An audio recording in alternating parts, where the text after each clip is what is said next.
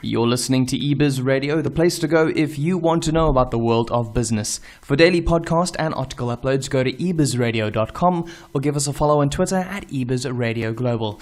My name is Nick Snow and I'm chatting biz trends with Dion Chang in this first podcast of 2015. Dion, thank you very much for joining me. We are chatting about the politics of food and entertainment. Now, they don't seem like very political topics, but expand my mind a little bit here.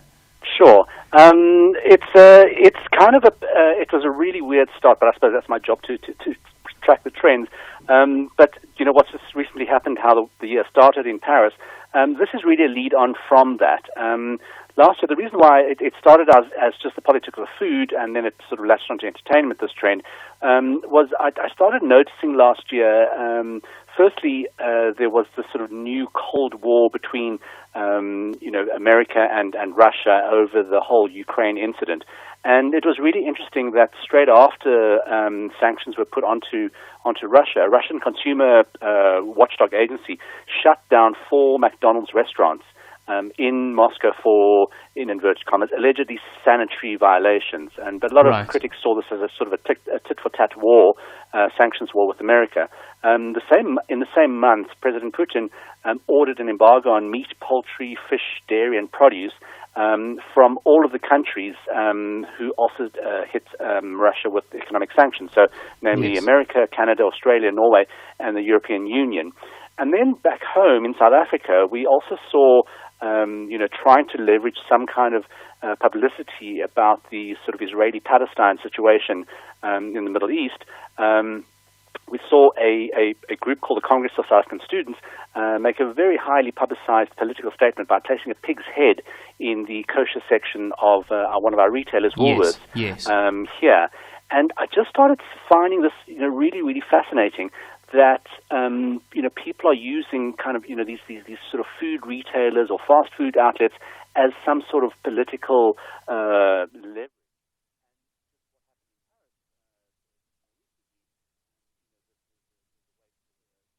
Was the sort of bloody, real kind of urban warfare in a kosher supermarket on the outskirts of Paris. So you're starting to see a really strange way of kind of reaching people's the mindset of people through the food. So I rather flippantly, but it's true. It says perhaps the saying "a way to a man's heart is through his stomach." It might need to be revised to a way to push through a political view is via the drive-through.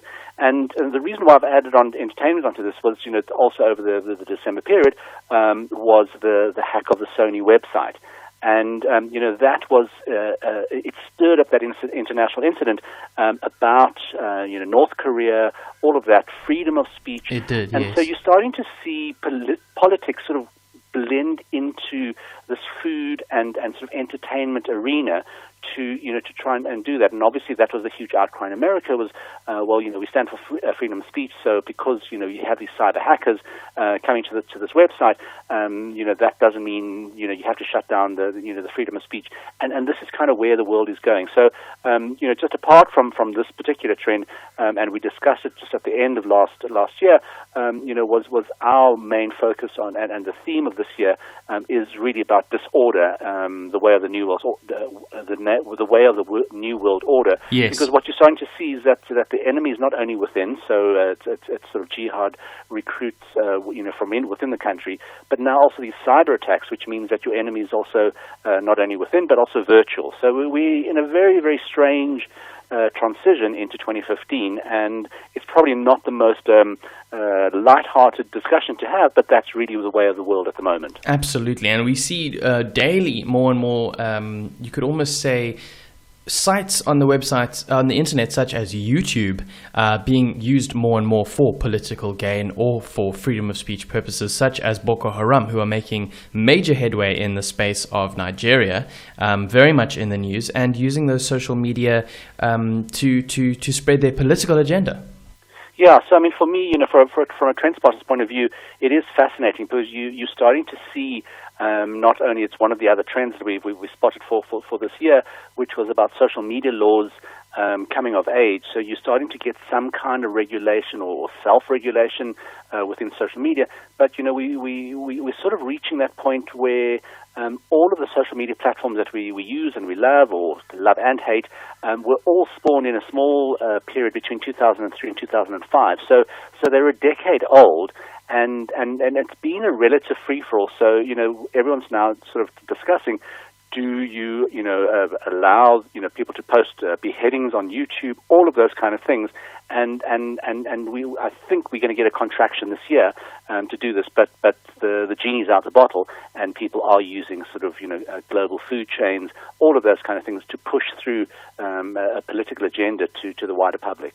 So now if we look at the trend, as you've explained it, using it as a motive or using it as a tool, how do we see actual entertainment and food changing in a way that will be more utilized in a political fashion? How are they going to control it? Because entertainment is very, it can come from anywhere, whereas food, I can see how they could control it.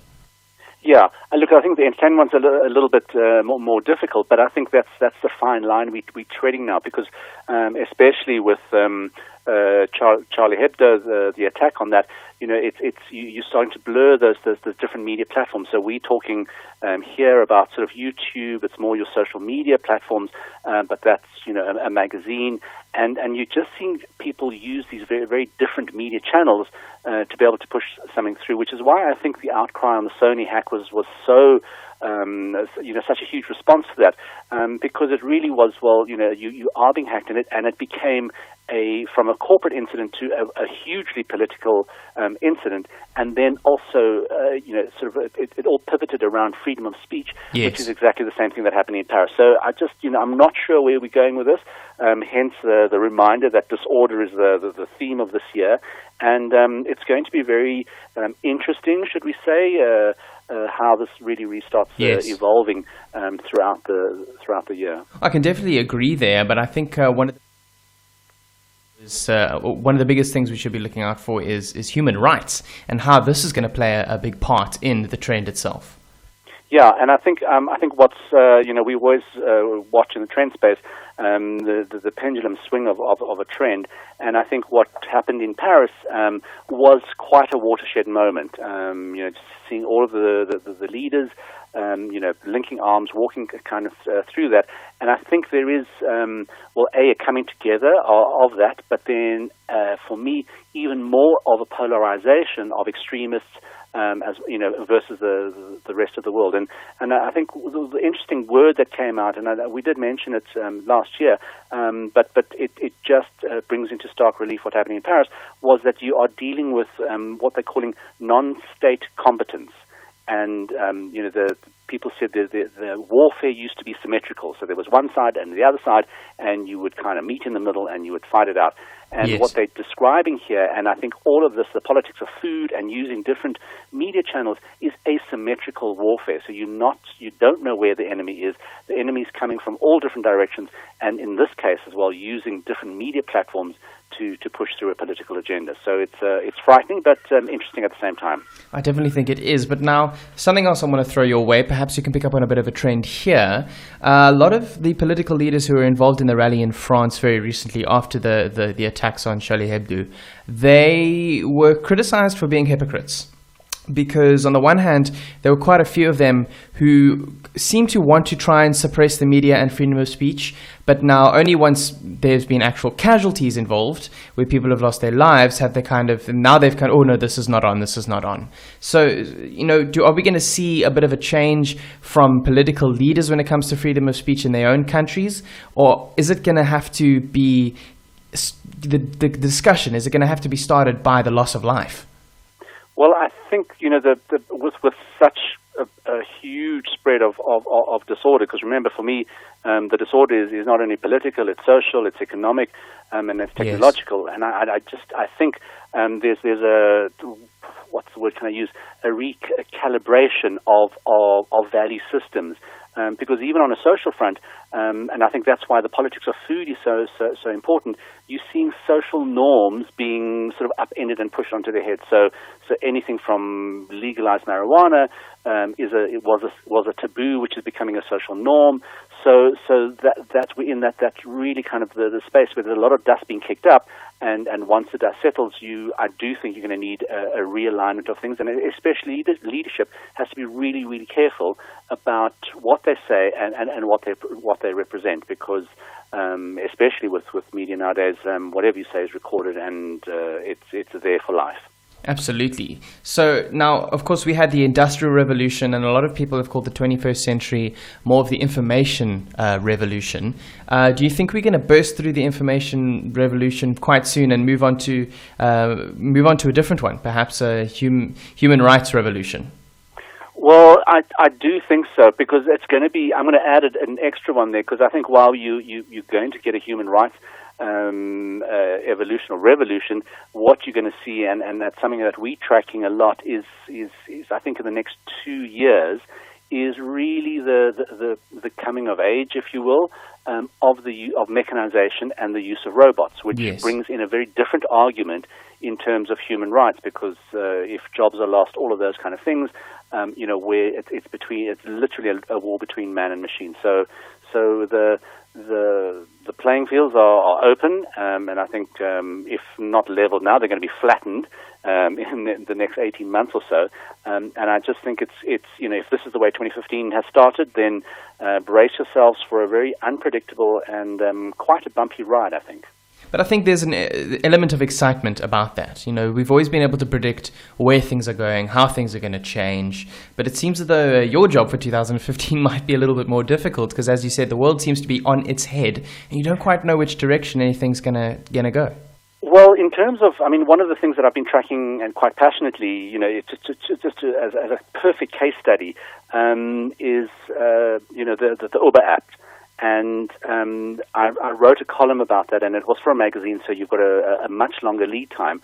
But yesterday, they're going to print tomorrow, but I rewrote a lot of that column after I had submitted it 2 months before. And before my rewrite, we had already changed 3 facts, a couple of facts 3 times, and which just made me even more sure that this was going to be sort of the benchmark of a company that personified sort of technological disruption and business disruption as well. I've never rewritten and recalibrated the facts so often on one article writing. So you're right. I think my job's going to be laid out for me this year, and it's for many people a terrifying time. I presented 10 trends at the start of the year. People were saying, well, some of them are quite depressing. I said, well, this is the way of the world, and I think it is going to be a year of uncertainty, excitement for some and terrifying for others. Absolutely. No, terrifying, I think, is a good way to put it, but exciting at the same time. I think if we can find the optimism in any situation, we can always learn to use it to our advantage. So as we draw towards the end of our conversation for this edition of Biz Trends, Dion, for 2015, a couple of your forecasts as to the way people could help themselves handle 2015, because no doubt it will be full of changes.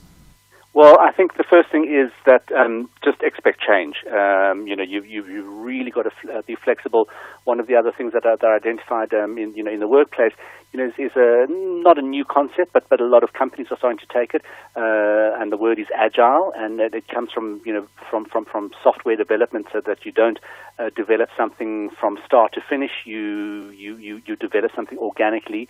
And I think that word agile is just be prepared for change, and be prepared to switch directions every now and again. And you really, really got to be flexible, and just that's the way of the world.